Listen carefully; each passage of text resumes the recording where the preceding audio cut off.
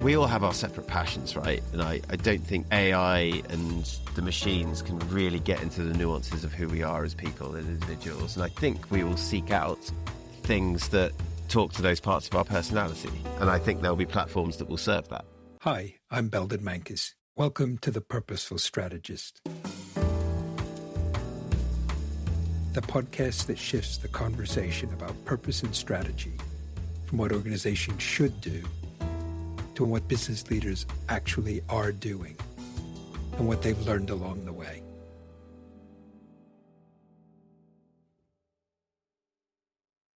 My guests today are Alistair Gosling, co-founder of Wavelength Network, and Ben Brown, his other co-founder. It's a global organization operating at the intersection of sports, youth culture, music, gaming, and experiential entertainment. I'll leave it to them to explain a bit more about that. And very glad to have them here. Alistair, Ben, welcome to The Purposeful Strategist. Thanks for having us. Yeah, Belden, thank you so much for having us. Really appreciate it. Good. No, it's great to have you here.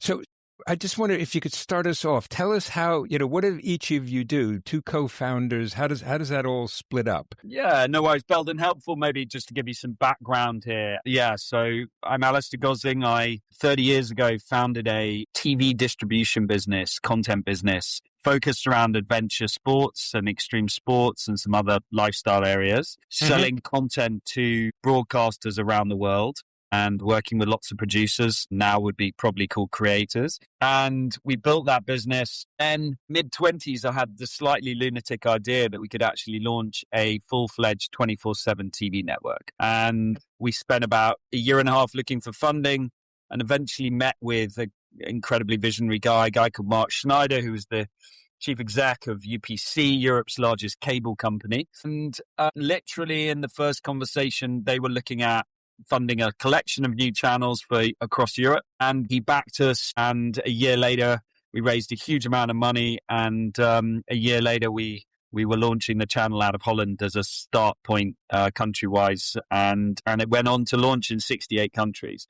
So we launched that all over the world. And then we actually had an opportunity to exit that business, retain the IP, which we did. And Liberty Media bought that. And we went on to found a network of social media publishing channels across TikTok, Facebook, Instagram, all the social platforms. And then I met with Ben and we started to look at the creator economy and social media and the influencer space and said, okay, there's a really interesting opportunity here. Yeah, I spent my 20s and the majority of my 30s in a very different space to how Al spent his. Upon graduating, I joined Accenture, as many young graduates do. I spent 5 years in a transformation practice doing very large-scale commercial strategy work in financial services, oil and gas, and the technology sector.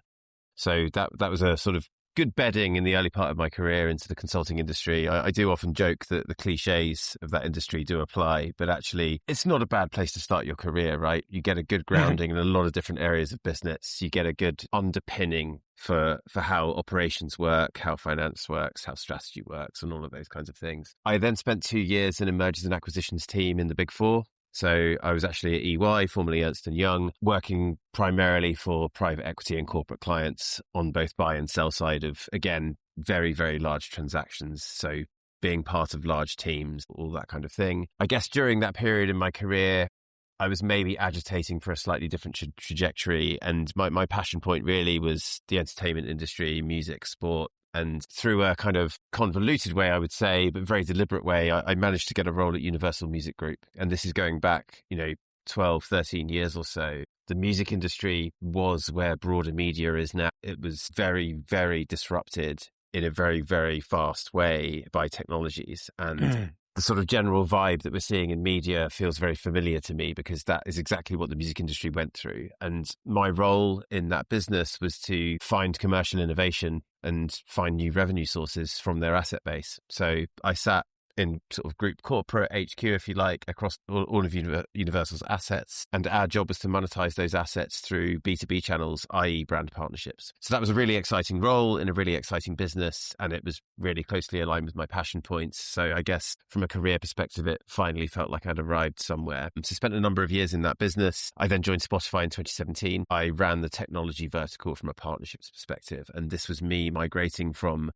brand partnerships into media relationships. So I would say, to be honest, a little bit more cold, but the deal sizes were much larger. Mm-hmm. And I started to get under the skin of how advertising truly works from a trading perspective and some of the more sophisticated commercial deals that take place. Why? Because I was doing. So that was a really exciting role in a fantastic company, joined it pre-IPO, worked with it post-IPO, so saw what that does to a business actually, which I think is an interesting, perspective to have when some of these companies, these, large companies list on public markets.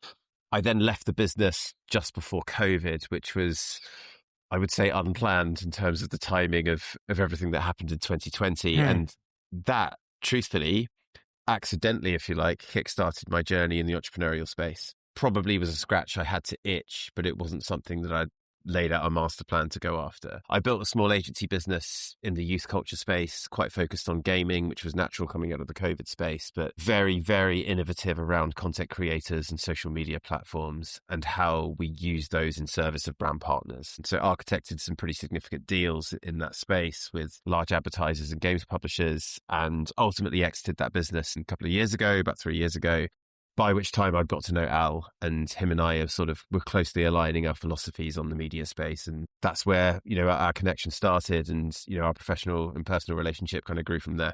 So if we think about Wavelength Network, if I could put it sort of fairly directly, what's the purpose? What's it all about? What's the thing it's trying to get done? Yeah, no worries at all. Running around the creator economy, we kind of could see the chaos that was happening in media, and it is chaos. We could see that there were a large amount of incredibly talented and fantastic creators and influencers who were running very significant social channels. And when I mean significant, this is 50 million, 100 million followers across different areas of interest. So if you just take, for example, Supercar Blondie, who we're partnered with, and she's part of our network, she'd built an automotive media business or a media channel, 158 million followers. And we'd done the same in the adventure and extreme sports space. So we were like, right, if we can bring this network together, which is a mix of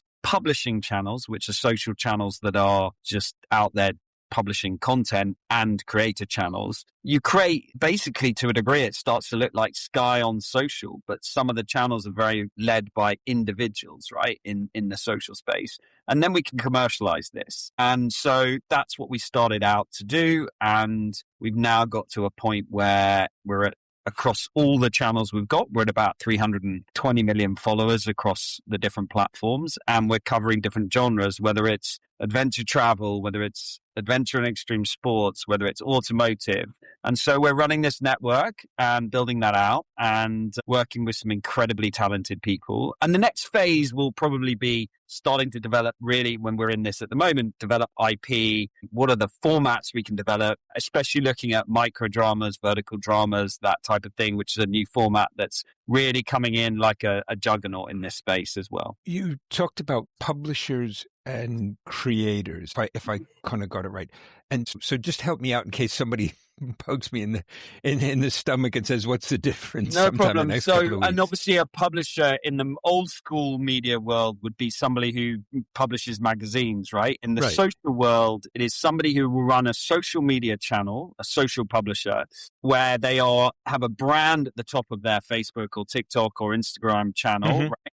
And each day, week, month, they are publishing content on that channel. Right. So if I've got it right, I go there because I know them. I mean, I may not end up there, but for the first time, but I go back because of them. Yeah, you in the publisher world, you're going in the social publishing. You're going back because you know the brand, you know the channel. In the creator space, it's exactly the same. Instead of having a brand at the top, it has a personality. Right. It has somebody who is So Mr. Beast would be the biggest creator in that space. And it's just social channels and what they look like. I mean, it's it's all part of the same ecosystem. So give me an example of a publisher then. We run a page, for example, in the adventure and extreme sports case, Extreme Unreal, right? Which is okay. I think I've got it. If I've got it right, one place it's got a topic or a subject that I'm drawn to. extreme sports or whatever. I come there because I know there's going to be a lot of stuff about extreme sports. And Got the it. other, it's a single human being or maybe a small group. And I find whatever they're talking about or whatever they're doing interesting. So I'll come back for them. Exactly that. Spot on. You got Okay. it on the Okay. net. That's helpful. But you talked about the sort of the chaos earlier and sort of organizing things. Is that what the purpose is, to kind of help organize this chaotic world, or is it to give people better access? Or what's it really trying to do? Belden, I might just pick up on something you said there around the description of the user journey that you gave is a very valid one, but it doesn't actually represent the majority of consumption on media today. Okay. So very little consumption is now what the old industry would call appointment to view or elective. We're not seeing that much search. I don't want to falsify the data because I don't know it off by hand, but something like 90% plus of consumption on social channels like Instagram is through the feed. In other words, that's Instagram deciding what they're going to serve you. And I then make elective choices within that feed. And ultimately, it's kind of where I pause or where I click further through. I guess in the music industry, we'd call that lean back consumption to a degree because you're just letting it come to you. Letting it happen. Yeah, exactly. And the numbers around that stuff are quite startling. So the tech platforms are essentially the custodians of the content that we see. And Al, I don't know if it's make grandiose statements, but we just want to create a company that creates better conditions for creators, for advertisers, and ultimately for viewers, right? That's what lies at its core here.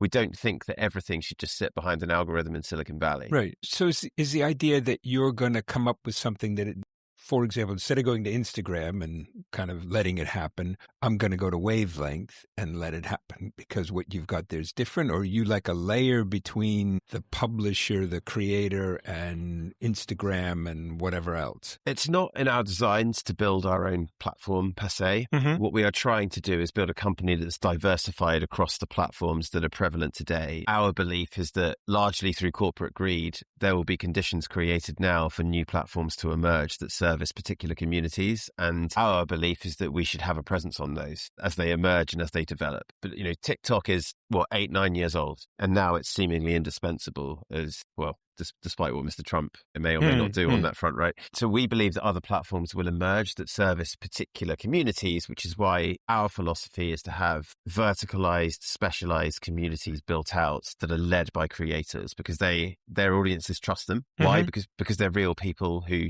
generally have an authentic view or narrative on a particular space. I'm just going to pause because I've got a little kid next to me. Sure. Case in point, my 8-year-old daughter just asked me if she could watch YouTube. Right. Which is something I'm not particularly comfortable with. So what'd you tell her? I said I'll think about it. So Ben, all of a sudden we've drifted into parenting tips, which is always great.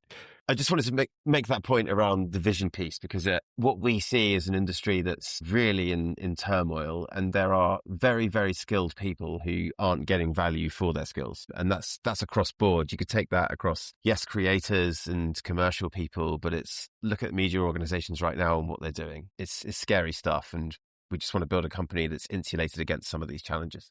So and again, rather naively, I'd kind of imagine that your revenue streams are likely to be, sort of subscriptions and ads, because that's all I see anybody sort of anywhere near that space doing. Is there anything else, or is that sort of it? You're right. The primary revenue streams historically have been, yes, to a degree, subscriptions, and that's either managed by the platforms or that's private communities that you manage yourselves, where you take direct payments, again, through some kind of service provider. Those remain very valid. Advertising income is essentially split into two. So this is very platform specific, by the way. Facebook, Instagram, TikTok, Snap, YouTube, X, etc. The mechanics look actually quite startlingly different, but philosophically are the same, which is if you are the custodians of audience on those platforms, you are essentially driving inventory for those platforms that they then sell to their ad partners. But that's advertising inventory that sits around your content. It doesn't go into it. If I start saying things like pre-roll video on YouTube, you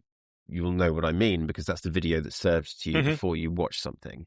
Now, the platforms, in theory, will share that revenue with you, but that is a bit of a black box in terms of how that's... Actually, I keep making the music analogy, so apologies for that, but it's not dissimilar to royalties payments in terms of transparency and also layering in terms of where that goes.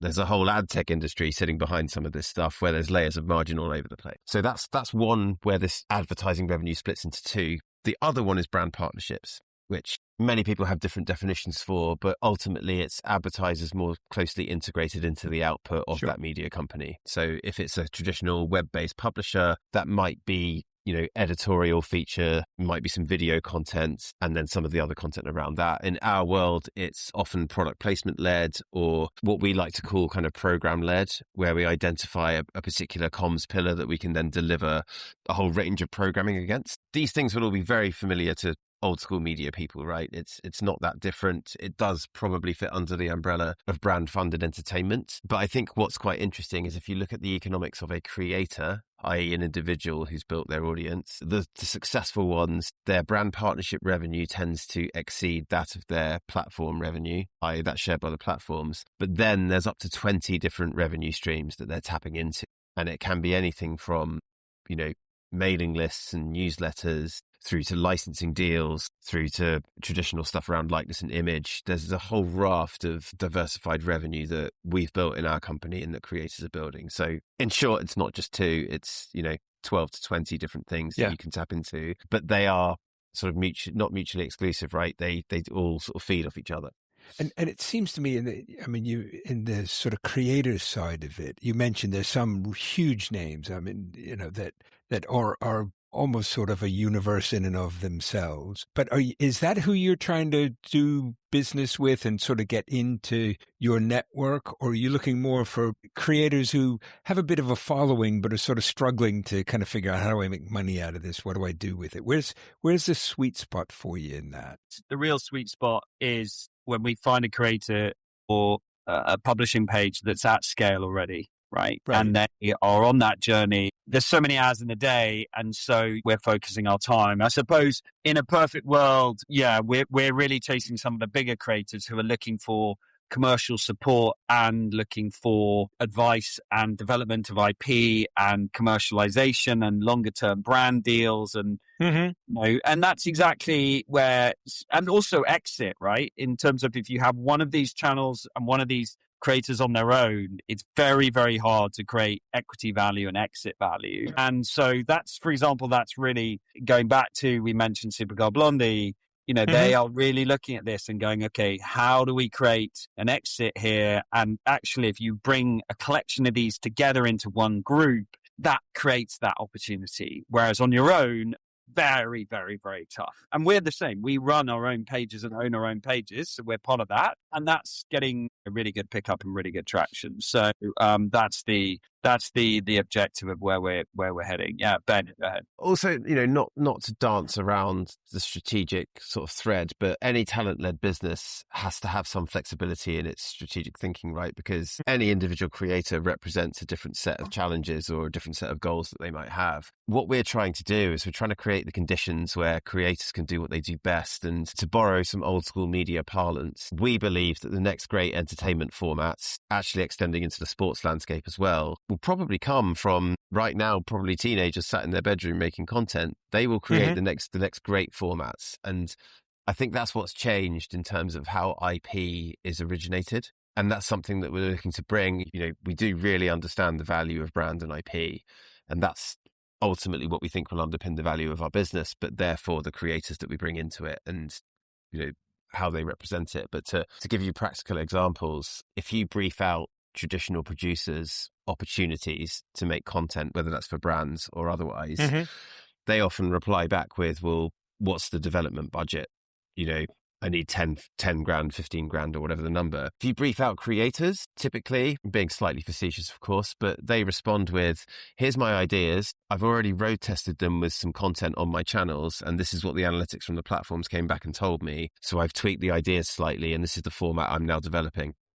So it sounds like it almost sort of inverts the normal way it works, or the way, I shouldn't say normal way, the way it used to work. It sounded like it used to be sort of top down. Somebody in a company would say, we've got this format, we've got this idea, we want somebody to create it for us. We'll give them a development budget and they kind of work for us. And it almost sounds like that what you're talking about there flips that whole thing on its head, that it's the creators who say, no, I've got this idea. I've already done stuff with it. How can you help me take it forward? Absolutely. And the vision that that we have is to create the conditions so that you can be creating a high volume of these, what you might call micro formats, in the hope that, say, between 1 or 5% of them actually become meaningful, repeatable formats, which can then have the potential to develop into long-term IP. That's ultimately the goal. And you're right. I think there has been an inversion. That's not to dismiss.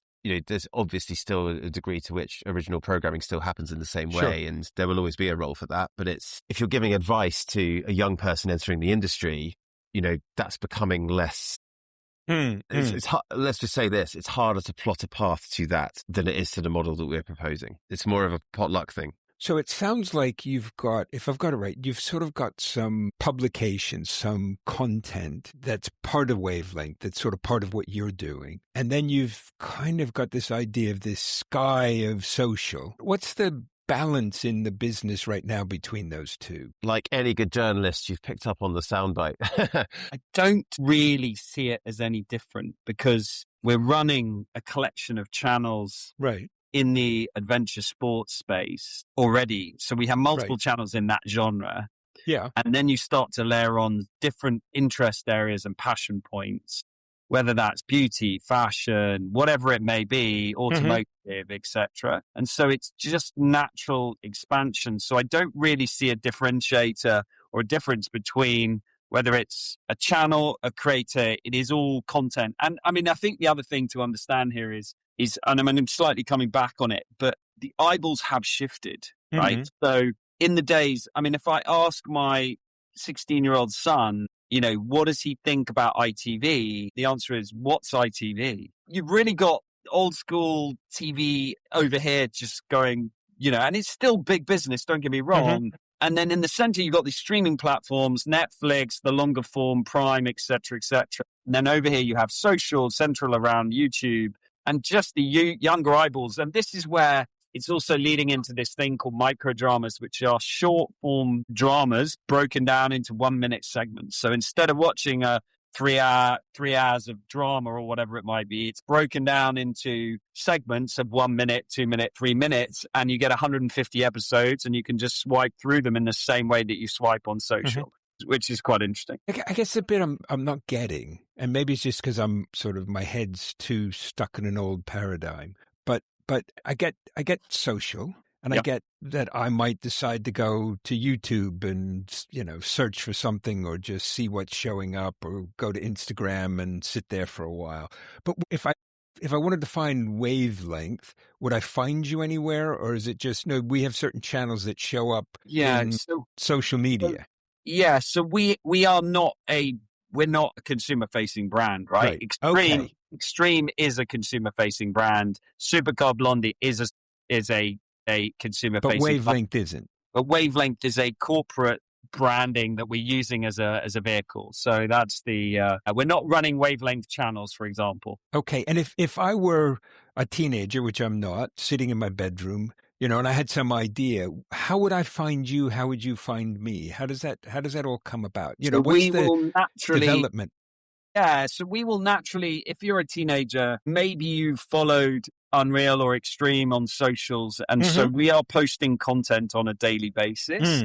And the chances are we will come up in your feed because you followed us and you like us, and we're posting super interesting, fun, entertaining content. And that's the way the discovery happens, right? I was just going to add, assuming your teenage self is not banned from social media by the regulatory environment in which you reside. The answer is you have to hijack the feed. There isn't really another answer. It has to come from there. You can, source it through other areas, but ultimately the goal of, social publishing teams is to make sure that not just the content they're making, but the way they are editing it has to be specifically right for that platform and that moment in time as well. Even if you speak to product people at some of the technology companies, they don't truly understand how the algorithm actually works, because it's a very, very sophisticated engine. So you're constantly placing spread bets, if you like, on individual pieces of content. The good news is that you publish a very high cadence and a high volume, so you can get good signals from the data to say, we think that if we do this, we'll get an incremental uplift in performance in terms of who's interacting with us in the feed. But as Al says, and I referenced it previously, it's very much driven by the feed in the specific platforms, with the nuances of each platform within. Is part of the idea of Wavelength that you're going to help creators, publishers get better at all that stuff or do better deals with brands around brand deals? Where's the value add of Wavelength, if I could put it that way? I can answer that in part. I built an agency business with my partners where we didn't have access to any owned distribution. So we fought very, very hard to create programs of engagement for our partners that did perform very well when we distributed the content. What happened when Al and I met and when we started to understand each other's sort of perspectives on business was that if you can combine that strategic thought around partnership activation with owned distribution, you have a very powerful model for your partners. So that's ultimately what's driving some differentiation. And we're not going to sit here and say we're the only ones doing this, but I think we do have a particular accent on merging creators with owned distribution with, the objectives of brand partners into the mix. And that is quite a powerful combination. And when you say own distribution, that's like Extreme and Unreal, or is that something we haven't talked about yet? No, exactly that. It's the channels that we own that are ours. Okay. So we know, and we will know, as I referenced before, we've got a sophisticated data engine that sits behind us that I know if we put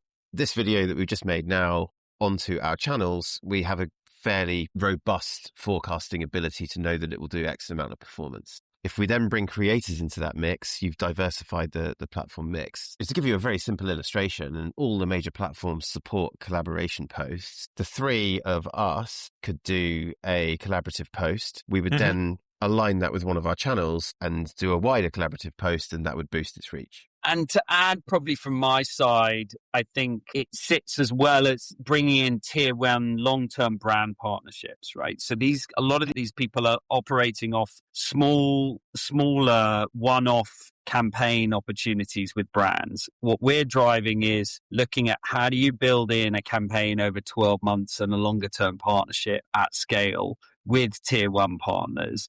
Other area for me is really about thinking about studio scale evolution, right? So these people are operating in that environment. And what we're really looking to do is create a roadmap for them to transition from a solo creator to a production studio, right? And that looking at development of IP and what they're doing and all of that side of things, linking in with what Ben said, using our own network to drive either their brand deals or their discoverability or any of that side of things is really, those would be the key areas ultimately. And as we said, joining the network and driving equity value. For our sins, we are not content creators, right? But if you had content creators as a guest, I think what you might be struck by is they often communicate outside of their own content like product people, which is quite unusual in the media space. They'll talk in detail about the technicalities of producing TikTok videos or YouTube videos. And that's a really interesting mix if you think about what they could potentially be doing behind the scenes in a media company. Yes, executive creative producer,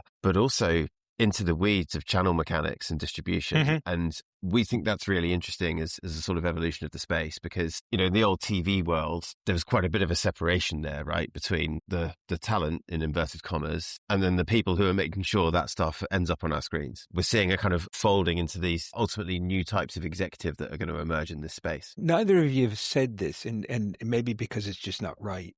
Big part of what I'm picking up is, and actually, Ben, you did sort of say this a little bit, that if I could put it this way, talent doesn't get a fair deal. And part of what you want to do is get them a better deal. Yeah, precisely. And look at the numbers, right? And it's interesting if you move around different circles, and I have been deeply embedded within what's called the creator economy for a long time now, but that sits as a subset of the wider advertising and media industry.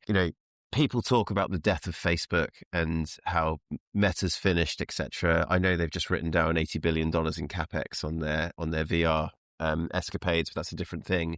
But what we are seeing is growth in, I guess, a diversified channel mix for advertisers. And Al heard me say this yesterday. Certainly the creator economy is growing. Certainly brand-funded entertainment is growing. Certainly the sponsorship industry is in relatively good shape. But my belief is that growth in that area will be disproportionate. In other words, the growth will be owned by a smaller volume or proportion of advertisers who really, again, in inverted commas, get it.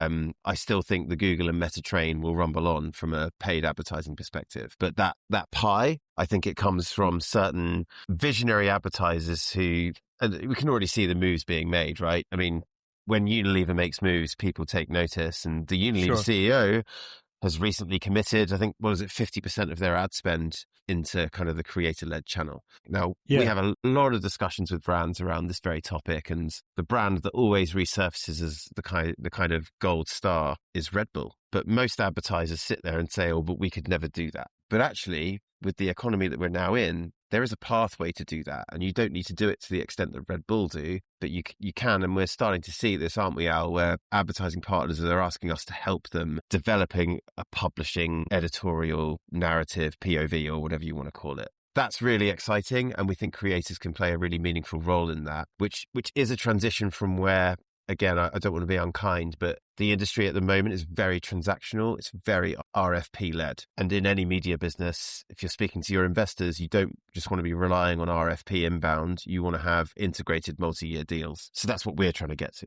Interesting. And I won't ask you to look 10 to 15 years ahead, because I suspect nobody would really want to have to do that. If you tried to think out maybe 5 years, what do you think the landscape looks like? And what is this whole kind of dynamic around platforms and social and creators and publishers? What's all that headed towards as you see it?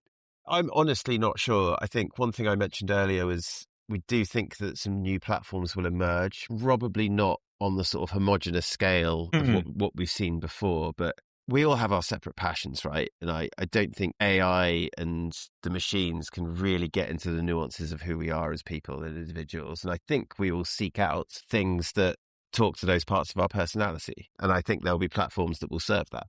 So probably see a more diversified kind of channel landscape, if you like. Other than that, from a sort of core business perspective, that is a tough one to answer, actually. What do you think, Al? I think, listen, all we're going to see is the mainstream broadcasters that have held control over the world's media for so long will become studios, right? Because the distribution now is disseminated. Yeah, the three of us can get together and we've got global distribution across media if we want it, right? We've got to get people in and interested, but the gatekeeper's game is over, right? And so I think we're going to see the new formats, the new entertainment formats, not coming out of the media companies, but coming out of these individuals, right? And it's happened within the TV industry. You know, I mean, there's many people who've created different formats within the TV space. It's just much, much, much looser and much more fluid and flexible, right? Which is really interesting. I think we are just going to continue to see the growth across the social platforms. And as Ben said, we're going to see a number of new ones coming through. One thing, if you look at where we are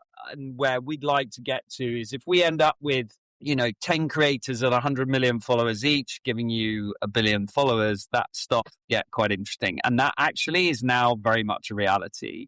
The other thing we're working on is, and we're quite a long way down the road, is looking at a proper home for creators, right? So think 5,000 square meter building in the center of London. Oh, you mean physical home? Physical home. Correct. Right? So very interesting. We've got some really interesting investors, and that's something that we're working on right now. And in fact, I was the original founder of the Marlowe Studios, in fact, with Ian Fleming's nephew, Robert Laycock, we just got planning permission on that project out in Marlowe. The government's approved it. So that's interesting. That's more just straightforward film studios. But in terms of that thinking, it's got, we're looking at central London. That's on the move. And then on the other side is really looking at the event space. So the other thing we're looking at is bringing creators, tourism offices, the tourism industry, really important. And those destinations they're looking to obviously drive inbound traffic to them. Tourism is the world's second or third largest industry globally, depending on what numbers you look at. And we just think bringing creators in to run business conferences as those conferences, but with major experiences going on that you're filming and then driving the numbers, et cetera, really interesting. And Dubai has done this brilliantly with the 1 billion follower summit that happens in January. And so that's an event format that our events team actually is really starting to roll out as well. We've got, I think, 11 or 12 different destinations and cities who are looking and interested in that, which is quite cool. Yeah. And this is something that is a big part of it's actually our here and now. It's not our 5 years time. I just think it will grow. And based on what I said about technology, it's very clear that we crave in-person connection and events. It's a cliche by this point to even say that, but actually you often have to remind yourselves of that note when you're reading some of the stuff that comes out from these tech evangelists. Yeah. You know, we read all this stuff for 8 hours and we're at our desks and then we go home and play with our kids. Those two things seem so far apart. You know, I follow